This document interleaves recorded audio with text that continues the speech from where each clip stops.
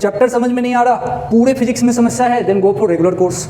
अगर मान लो किसी पार्टिकुलर चैप्टर में ही समस्या है, then go for mini course. अगर सब कुछ ठीक है, अगर हम मुझे प्रैक्टिस और डाउट की समस्या है, then go for this program, test analysis plus doubt.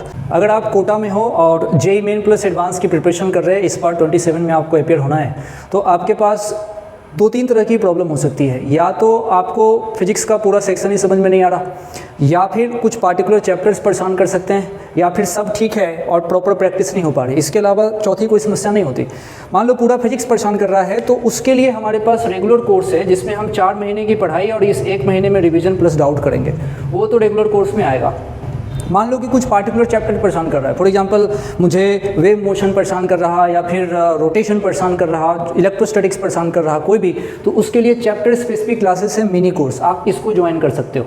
तो एक तो है कि चैप्टर संबंधित जो भी बातें हैं वो इधर खत्म हो जाएंगे। अच्छा, इसमें टेस्ट वगैरह सब इंक्लूड है, तो ये तो इसमें सब कुछ कवर हो गया, ठीक है। दूसरा, मान लो कि पढ़ाई सारी अच्छे से मुझे समझ में आ रही है, अब प्रॉब्लम ये उठता है टाइम लिमिट में क्वेश्चन सॉल्व करने की, डाउट की।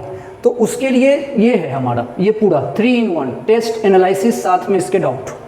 वो भी काम चैप्टर वाइज है, वो भी लेवल वाइज है। मान लो मेरी इच्छा है कि मैं सिर्फ मेंस के लिए पढूं, तो मैं टेस्ट का लेवल 1 वाला सेक्शन ज्वाइन करूंगा, जिसमें सिर्फ मेन लेवल पे चैप्टर वाइज टेस्ट, उसकी एनालिसिस और उसका डाउट। मान लो मैं एडवांस की भी कर रहा साथ में, तो आपके बैक टू बैक एक ही चैप्टर के 2 टेस्ट होंगे, एक मेन लेवल का, दूसरा एडवांस लेवल का, फिर उस तरीके से उसकी एनालिसिस होगी।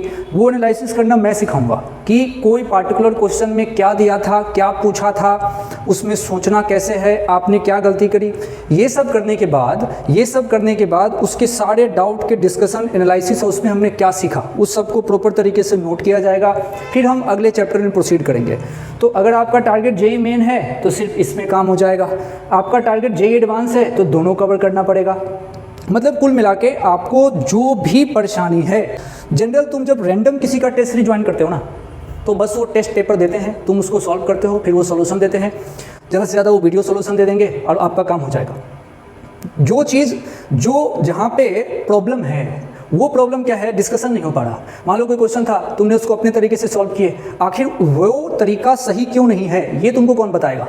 इसके लिए जो टेस्ट है, ये इसमें इसी को बोलते हैं एनालिसिस। और ये डाउट मतलब सॉल्यूशन नहीं, इसमें अपन डिस्कस करेंगे। तो आपकी जो भी समस्या है, आप फिजिक्स में वो काम कर सकते हैं। सफिशिएंट टाइम है हमारे पास, अभी अगस्त है और सारा काम अपने को बैठना कब है, पहले अटेम्प्ट में जनवरी में। तो अगर प्रॉपर प्लानिंग के साथ काम किया जाए तो बहुत बढ़िया किया जा सकता है। मैं फिजिक्स पढ़ाता हूँ, मुझे आप KTM सर के नाम से जानते हैं, नंबर होगा नीचे, आप उस पर कॉल करके बढ़िया काम शुरू कर सकते हैं, मजा आएगा। Thank you.